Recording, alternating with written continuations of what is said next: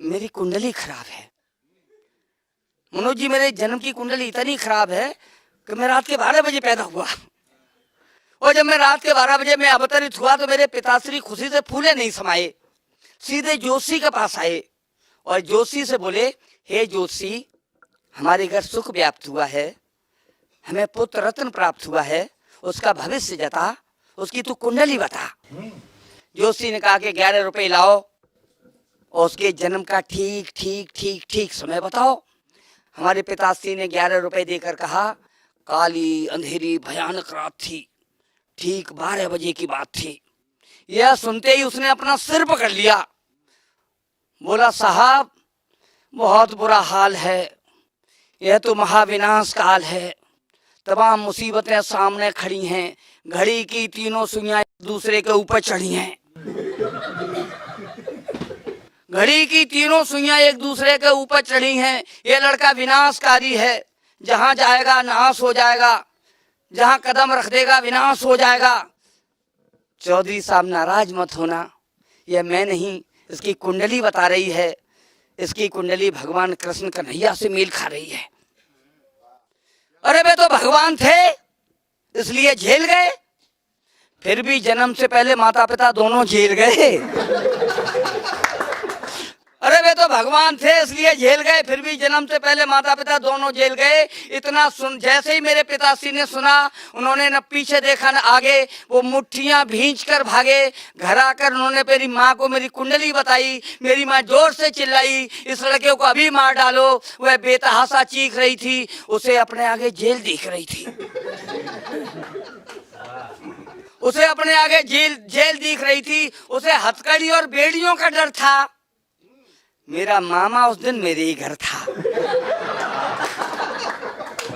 क्या बात है। उसे हथकड़ी और बेड़ियों का डर था। मेरा मामा उस दिन मेरे ही घर था। जैसे ही उसने सुना भांजे की कुंडली भगवान कृष्ण से मेल खा रही है, वह समझ गया मुसीबत हमारी आ रही है।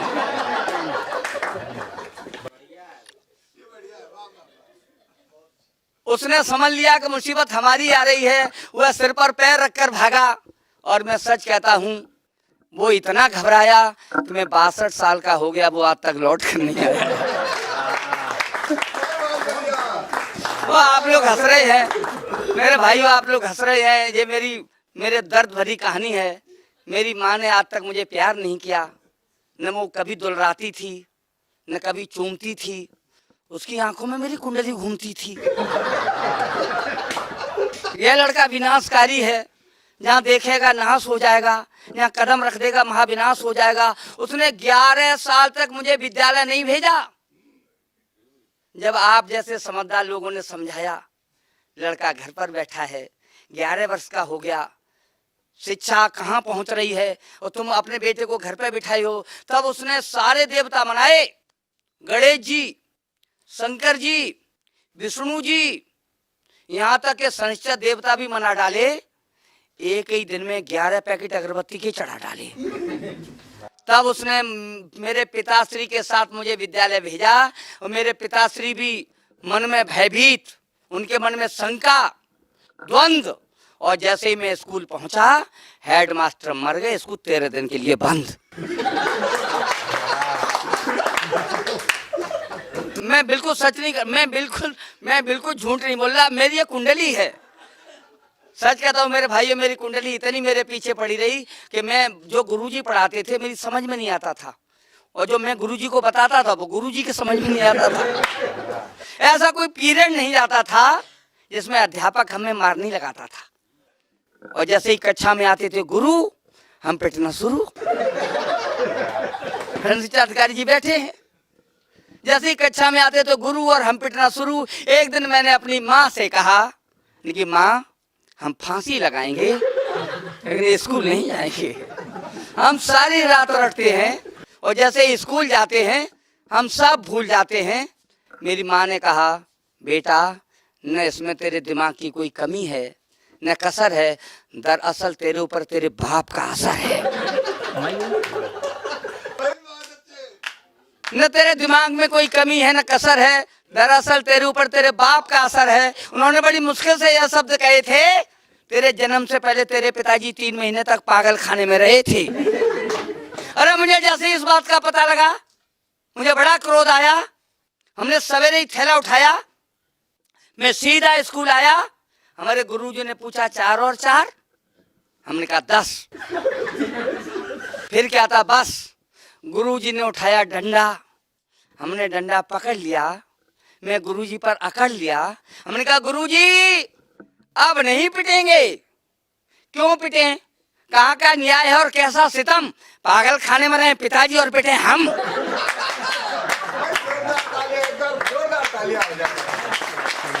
बात तालियों की नहीं है, मैं सच कहता हूँ। मैं विनोद राजयोगी देश में ऐसा कभी है जिसने कभी कोई झूठ नहीं लिखा। झूठ बोलते हैं हरिश्चंद्र के बाद मैं अकेला पैदा हुआ।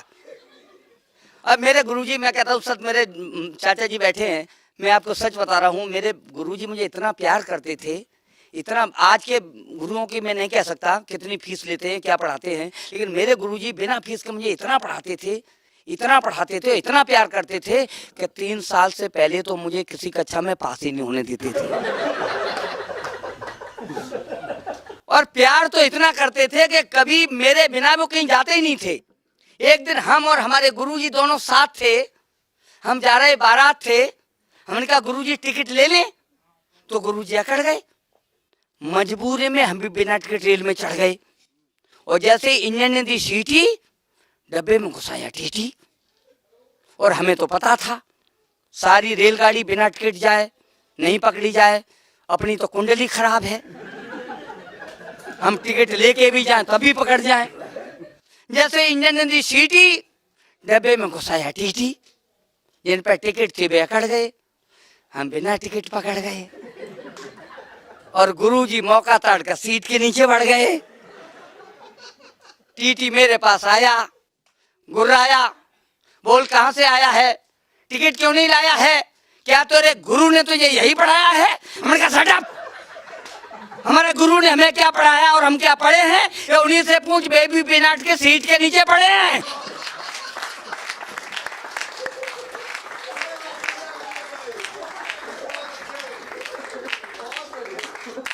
बहुत सारी बातें हैं, लेकिन मैं आपको हंसी के माहौल में अब ज्यादा नहीं ले जाना चाहता। वैसे तो बहुत देर तक कविताएं हंस की पढ़ सकता हूँ, लेकिन मैं एक 4 पंक्तियां मैं वो पढ़ना चाहता हूँ जो सवेरे लोग जब आपसे पूछेंगे कि आपने रात काली की, आपने क्या सुना, मैं 4-6 पंक्तियां आपको धरोहर ग्रुप में मेरी बहन बैठी है उन्हें सुपुर्द करना चाहता हूँ, मेरे भाई बैठे उन्हें सुपुर्द करना चाहता हूँ, मेरे चाचा बैठे उन्हें सुपुर्द करना चाहता हूँ, हमारे बहुत अच्छे बहुत ईमानदार और कर्मठ शिक्षा अधिकारी बैठे, मैं उन्हें सुपुर्द करना चाहता हूँ। सुने, मैं सिर्फ कहना यह चाहता हूँ कि वेदों ने, शास्त्रों ने, पुराणों ने, विद्वानों ने माँ की महिमा गाई, बाप के ऊपर किसी ने कलम ही नहीं चलाई। मैं आपसे पूछना चाहता हूं, आज तक पिता को हाशिए पर क्यों रखा गया? क्या पिता अपनी संतान को प्यार नहीं करता? मैं आपसे एक प्रश्न करता हूं, मैं आपसे पूछना चाहता हूं, अगर कोई पिता सुबह बाजार जाए और उसका पुत्र यह कहे कि पिताश्री मेरा होमवर्क शेष है, मेरे लिए कॉपी खरीद के ले आना, और उस पिता के पॉकेट में मात्र 25 रुपए शेष हैं, उसे अपने धूप से बचने के लिए एक साफी की जरूरत है और बच्चे के लिए कॉपी की जरूरत है, तो आप बताएं वो पहले क्या खरीदेगा? बेशक कॉपी खरीदेगा। अब आप थोड़ा सा माहौल को बदल दें, दृश्य परिवर्तित कर दें।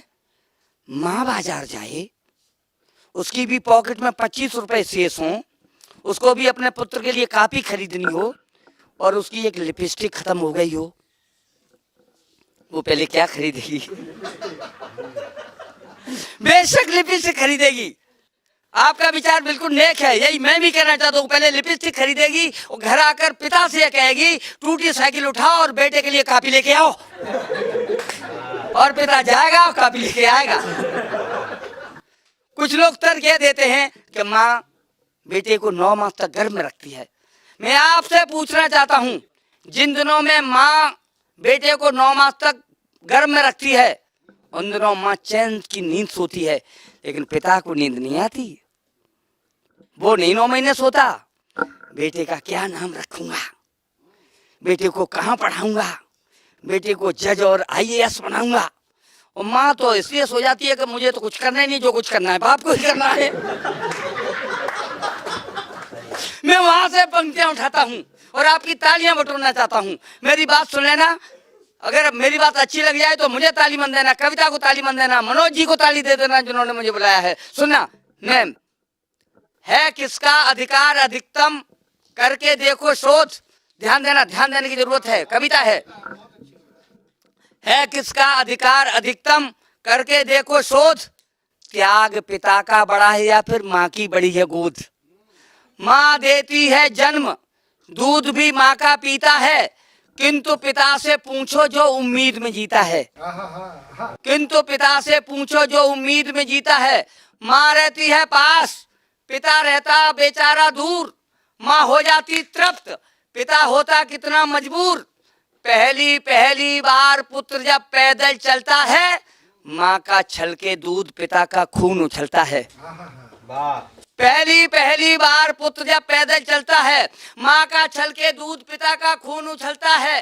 देख अंश का वंश खुशी में झूम झूम चलता। माँ देती आधार, पिता के साए में पलता। मिट जाते सब कष्ट पुत्र जब पापा कहता है। माँ लेती है गोद, पिता के दिल में रहता है। इसीलिए तो श्री राम को जब वनवास हुआ, दिल खाली हो गया। पिता को यह एहसास हुआ, पागल बनकर पीछे पीछे दशरथ भाग दिए। माता जिंदा रही, पिता ने प्राण त्याग दिए।